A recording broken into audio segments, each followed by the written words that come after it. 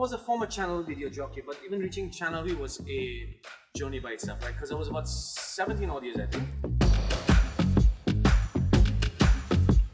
I was living in Worldly Village in a slum for about 2 years. I decided to pursue a career behind the camera.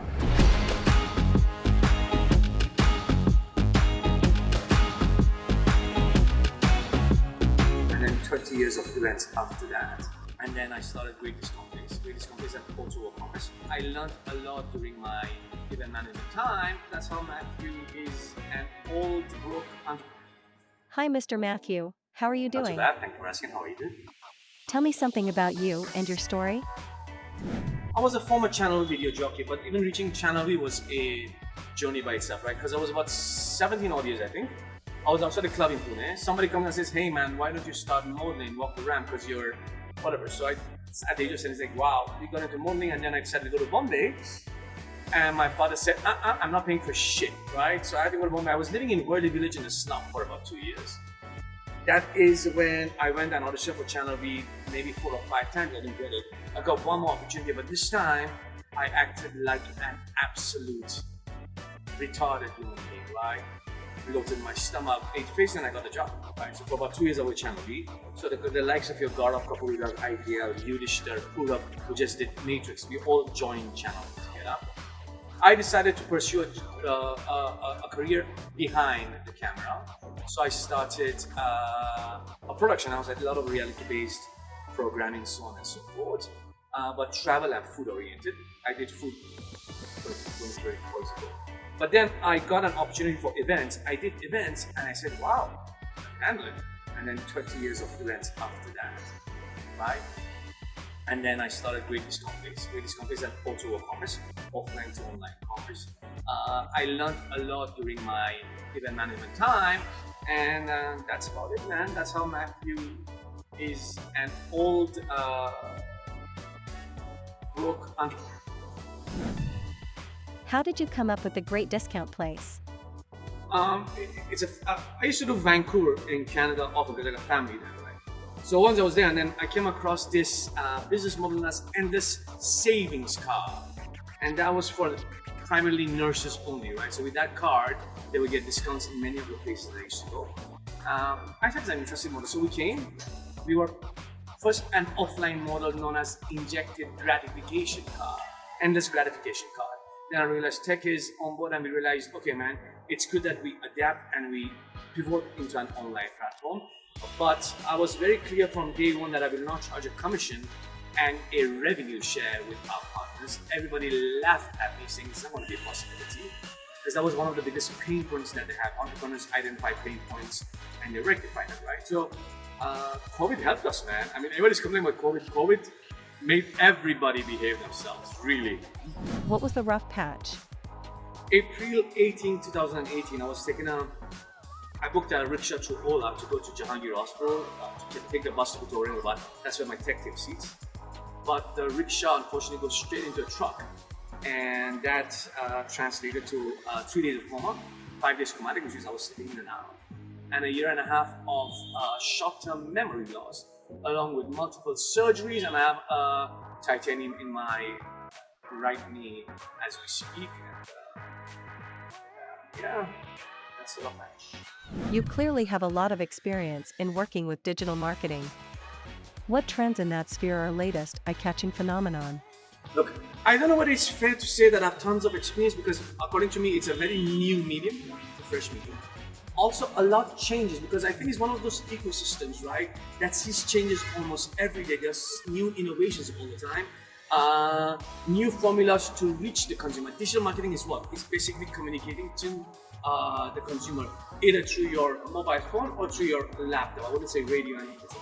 A lot of things changed after the lockdown, but what I really like about social media is their ability to figure out clever ways, i.e. an Instagram, i.e. a Twitter, to keep the consumer engaged all the time via the content that they want to see, right? Now, I'm not going to get into the boring aspects of your AIs, etc., because even I don't understand it too much, correct? But according to me, it's become a little more simple. The simplicity in digital marketing, according to me, is one of the most beautiful things. Why? because Instagram now allows you, TikTok now allows you to reach the targeted consumer by yourself. You don't have to hire somebody else to do it for you. So I'm saying everything is automated. I think that simplicity makes all the difference in the world. Plus, a lot of people make money through TikTok. I'm a 65-year-old woman who used to cook cooking videos, right? Used to make about 60 to 80,000 a month. That would not have happened if this was not social media. So the other element that is interesting for me is created a lot of jobs for even people who don't know what the hell technology is. They're just a front end shooter. You reach consumers on real-time basis. Can you expand upon this phrase? Absolutely. So when we say we reach consumers on real-time basis, we don't slide the vouchers under your door, or we don't stand at the signal and distribute it to all the cars, right? 70% of our TGR is the corporate ecosystem. So we get in touch with an admin or an HR. They tell us we got 800 employees, for example.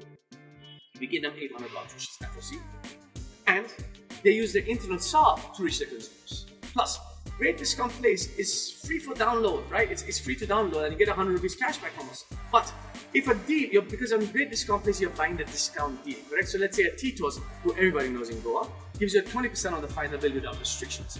So whether your bill size is 1,000 or 10,000, you get flat 20% off. For that, you have to pay me 189 rupees, right? I've ensured that your ROI as a consumer is at least 4x. Now, if you subscribe, that 189 becomes 79 rupees, the 99 becomes 49 rupees, the 149 becomes 79 rupees.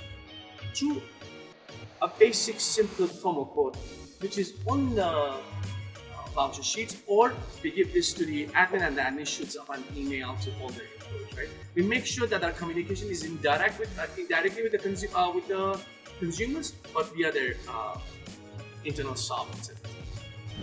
The points between consumer and the partner 5 Ts as discussed by you previously. It's an interesting concept. Would you like to expand on that? I reckon there are 5 T's that connect the consumer and the partner, right? The merchant and those are type, time, travel, tariff, and technology. If you look at the overall interaction between a consumer and a partner, i.e., whether they are buying the service, etc., has all of these elements as a part of it, correct?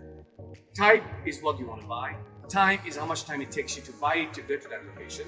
Tariff is the price. Technology is how can you get a better deal from them. And travel, how far is the distance from it, correct?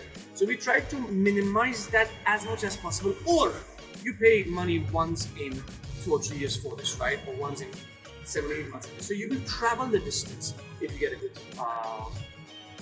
deal, discount, or offer on it, right? So we try to address that via the factories.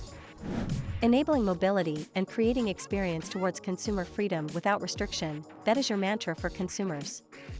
Can you elaborate on that?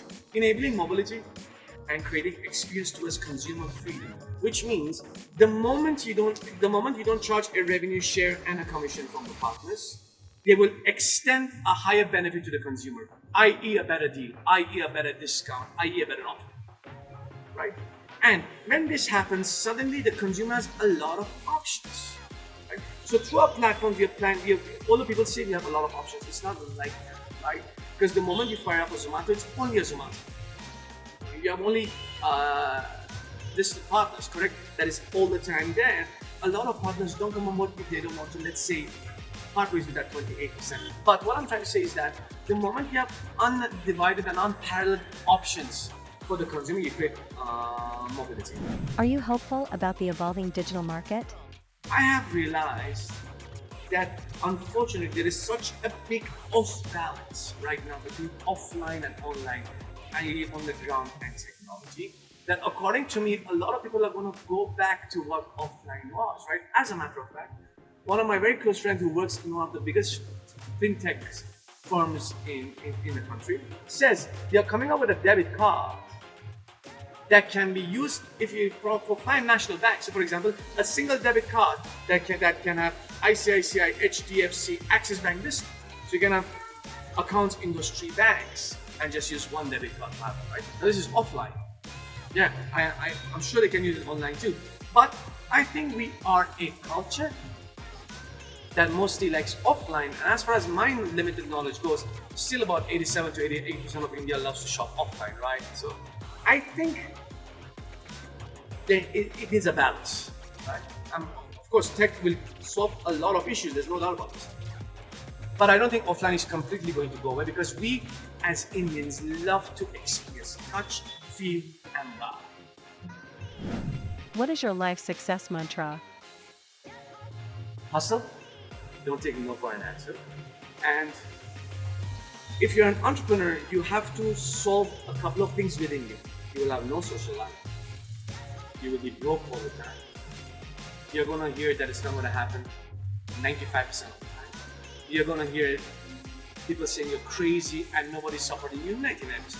But have an arrow focus, solve a legitimate pain point, and always remember, good things take time, and money is never the object. Never the object. And last but not least, if you're not following Simon Sinek,